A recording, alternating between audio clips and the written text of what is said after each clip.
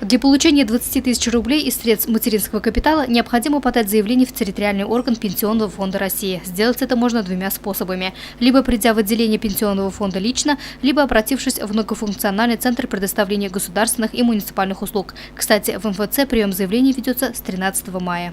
Заявление о предоставлении единовременной выплаты может быть подано не позднее 31 марта 2016 года владельцами сертификатов и законными представителями. В случае, если право на получение материнского семейного капитала возникло или возникает по 31 декабря 2015 года в любом офисе многофункционального центра. Прием заявления на единовременную выплату за счет материнского семейного капитала в многофункциональном центре осуществляется бесплатно. Выплату можно получить в размере 20 тысяч рублей, а также в размере фактического остатка средств маткапитала, если он меньше 20 тысяч.